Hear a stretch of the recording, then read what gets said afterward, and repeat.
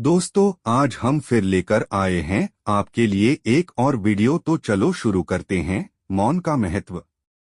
एक व्यक्ति, कोई जिज्ञासु, एक दिन आया। उसका नाम मौलुंक पुत्र था। एक बड़ा ब्राह्मण विद्वान 500 शिष्यों के साथ बुद्ध के पास आया था। निश्चित ही उसके पास बहुत सारे प्रश्न थे। एक बड़े विद्वान के पास ढेर सारे प्रश्न होते ही हैं, समस्याएं ही समस्याएं। बुद्ध ने उसके चेहरे की तरफ देखा और कहा, मौलुंक पुत्र, एक शर्त है। यदि तुम शर्त पूरी करो, केवल तभी मैं उत्तर दे सकता हूँ। मैं तुम्हारे सिर में भनभनाते प्रश्नों को देख सकता हूँ। 1 वर्ष तक प्रतीक्षा करो, ध्यान करो, मौन रहो। जब तुम्हारे भीतर का शोरगुल समाप्त हो जाए, जब तुम्हारी भी की बातचीत रुक जाए, तब तुम कुछ भी पूछना और मैं उत्तर दूंगा। यह मैं वचन देता हूँ। मौलुंक पुत्र कुछ चिंतित हुआ। 1 वर्ष केवल मौन रहना, और तब यह व्यक्ति उत्तर देगा। और कौन जाने कि वे उत्तर सही भी हैं या नहीं। तो हो सकता है 1 वर्ष बिल्कुल ही बेकार जाए। इसके उत्तर बिल्कुल व्यर्थ भी हो सकते हैं। क्या करना चाहिए? वह दुविधा में पड़ गया। वह थोड़ा झिझक भी रहा था। ऐसी शर्त मानने में इसमें खतरा था।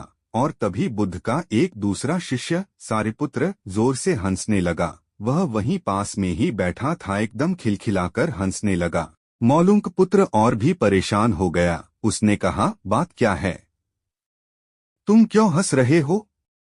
सारिपुत्र ने कहा, इनकी मत सुनना, ये बहुत धोखेबाज हैं। इन्होंने मुझे भी धोखा दिया। जब मैं आया था, तुम्हारे तो केवल 500 शिष्य हैं, मेरे 5000 थे।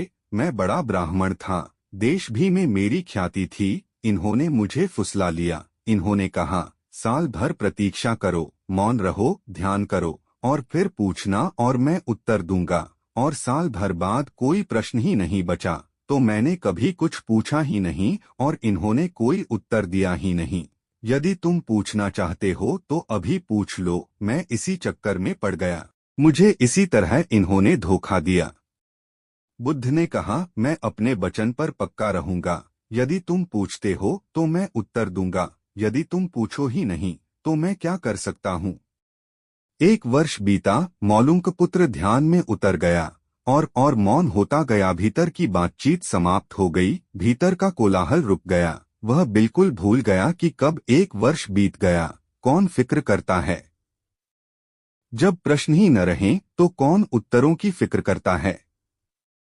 एक दिन अचानक बुद्ध ने पूछा, यह वर्ष का अंतिम दिन है। इसी दिन तुम 1 वर्ष पहले यहाँ आए थे और मैंने तुम्हें वचन दिया था कि 1 वर्ष बाद तुम जो पूछोगे मैं उत्तर दूंगा। मैं उत्तर देने को तैयार हूँ। अब तुम प्रश्न पूछो।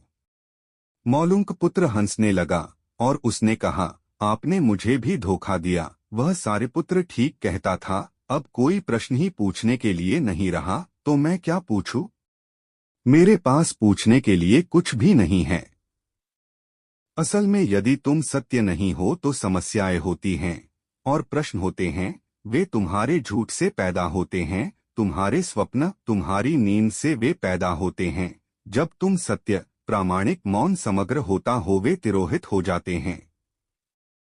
मेरी समझ ऐसी है कि मन की एक अवस्था है जहाँ केवल प्रश्न होते हैं, और मन की एक अवस्था है जहाँ केवल उत्तर होते हैं, और वे कभी साथ साथ नहीं होते। यदि तुम अभी भी पूछ रहे हो तो तुम उत्तर नहीं ग्रहण कर सकते। मैं उत्तर दे सकता हूँ लेकिन तुम उसे ले नहीं सकते। यदि तुम्हारे भीतर प्रश्न उठने बंद हो गए हैं तो मुझे उत्तर देने की कोई जरूरत नहीं है।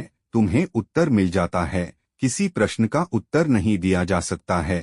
मन की एक ऐसी अवस्था उपलब्ध करनी होती है जहाँ कोई प्रश्न नहीं उठते। मन की प्रश्नरहित अवस्था ही एकमात्र उत्तर है। यही तो ध्यान की पूरी प्रक्रिया है।